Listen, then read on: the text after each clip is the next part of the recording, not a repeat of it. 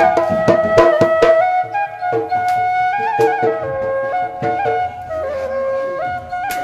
guys, welcome back to my channel DK Visual সকলকে স্বাগতম জনাইছো আৰু মই বৰ্তমান আছো চাৰিকা নৈৰ পৰা একদম ওপৰত চাৰিকা নৈ দলং আছে এফালে এখন হৈছে চাৰিকা নৈ দলঙৰ পুৰণাখন দলং আৰু হিটু ষ্টাৰ্ট কাখতে লাগি আছে চাৰিকা নৈ ওপৰত হোৱা নতুন দলংখন যিখন আৰু এতিয়া মই বৰ্তমান আছো চাৰিকা নৈৰ পৰা একবাৰ ওপৰত অহাৰ বিশেষ কাৰণ আপোনালোকক জনাই আছো কিন্তু ভিডিওটো চাই থাকক আৰু ওপৰৰ পৰা একদম মানে ভিডিওটো বনাবলৈ একদম ভাল পাইছো ধুনীয়া এটা সুন্দৰ জায়গা আৰু এই জায়গাখিনিত মানে ভিডিও বনোৱাৰ এটাই উদ্দেশ্য খুব এটা সুন্দৰ মনোৰম জায়গা কথা কৈ ভাল লাগিব আৰু এতিয়া যেহেতু ফাইনালি বিহু আহি আছে আৰু বিহু বুলি ক'লে জানি আপোনালোকে ঢকুৱাখানা বিখ্যাত ফাট বিহু আহি আছে আৰু আমি এতিয়া বৰ্তমান আজি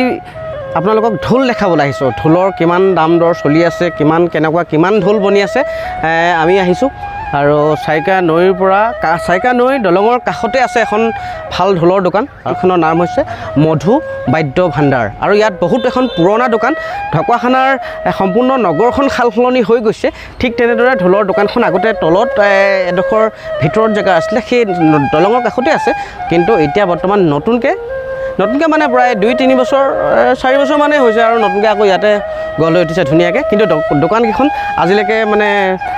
নাইকিয়া হৈ যোৱা নাই বা বেলেগে একেবাৰে আঁতৰি যোৱা নাই বহুত দূৰলৈ চাৰিকা নৈ দলঙৰ কাষতে ঢোল বাদ্য এয়া বনাই আছে আপোনালোকক দেখাম কেনেকুৱা ধৰণৰ ঢোল বনাইছে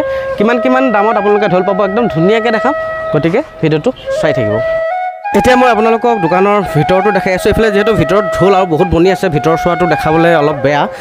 মানে নেদেখাওঁ আৰু ভিতৰত মানুহে কিবাকিবি কৰি আছে আৰু বাহিৰ ছাইডটোকে আপোনালোকক দেখাইছোঁ আৰু এয়া দেখিছে আপোনালোকে ঢোল বনি আছে বহুত আৰু এইফালে বাহিৰতো আছে এইখিনি আছে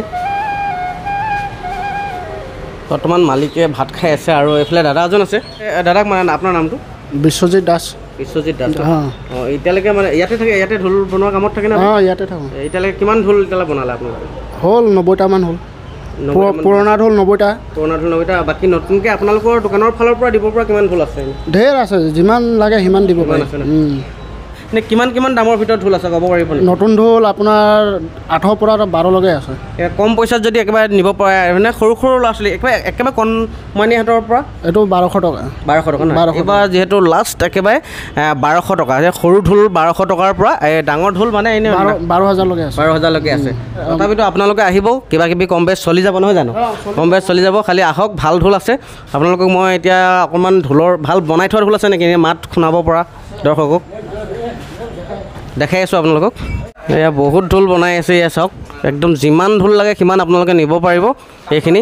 মই আগতে আহিছোঁ এই খানা পিনাটো হৈ থাকে চবেই খাই আছে এয়া চাওক এইবিলাক এতিয়া ভাল ঢোল এটা এনেই মাতটো আমি দৰ্শকক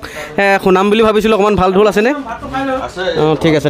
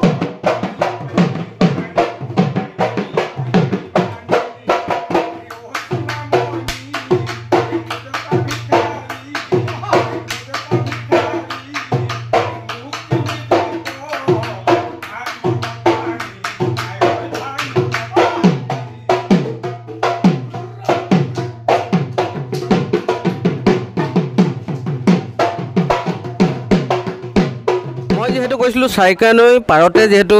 মধু বাদ্য ভাণ্ডাৰ বুলি দোকানখন আছিলে মই প্ৰথম ঢোল যেতিয়া কিনিছিলোঁ এই মধু বাদ্য ভাণ্ডাৰৰ পৰাই কিনিছিলোঁ আৰু দাদাজন এতিয়া যিহেতু ঢুকাল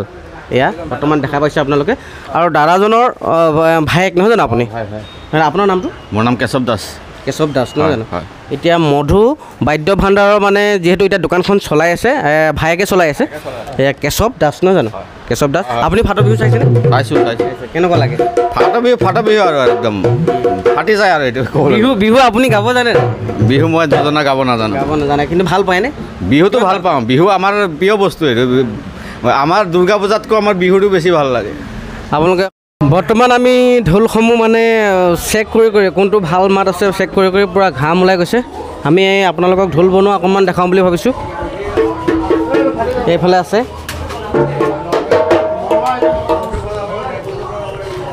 এইফালে আমাৰ ওচৰত মধু দাদাৰ মানে ভায়েক আৰু এজন আছে আপোনাৰ পৰিচয়টো অকণমান মোৰ নাম দিলীপ দাস আৰু আপুনিও কিমান দিনৰ পৰা আছে মই ইয়াত আপোনাৰ 20 বছৰ হ'ল 20 বছৰমান হৈছে ঢোল বনাই আছে ইয়াত দেখিছে আপোনালোকে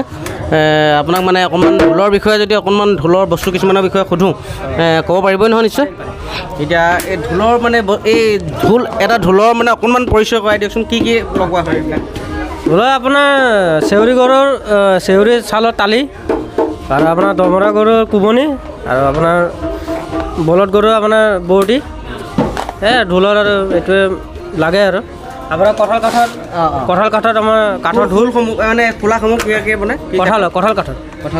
কাঠৰটো ভাল আৰু আপোনালোকে গম পাইছে ঢোলৰ যিবিলাক এই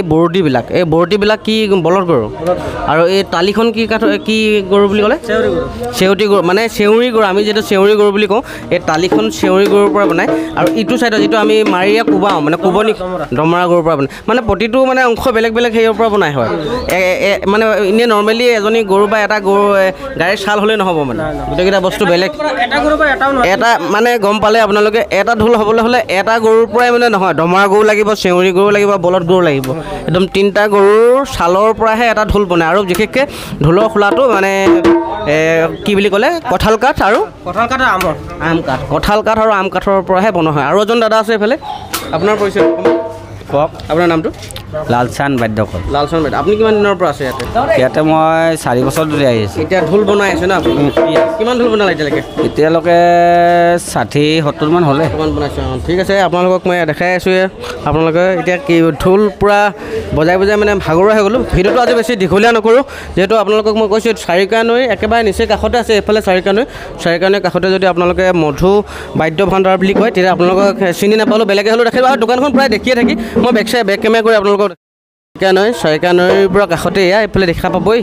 সেইটো ছাইডৰ পৰা দোকানখন ওপৰত আছে দেখিয়ে থাকিব আপোনালোকে ঢোলবিলাক ওলমাই থোৱা আছে আহিব ল'ব পাৰিব ঢোল গতিকে আজিলৈ বেছি ভিডিঅ'টো দীঘলীয়া নকৰোঁ কেনেকুৱা পালে জনাবলৈ নাপাহৰিব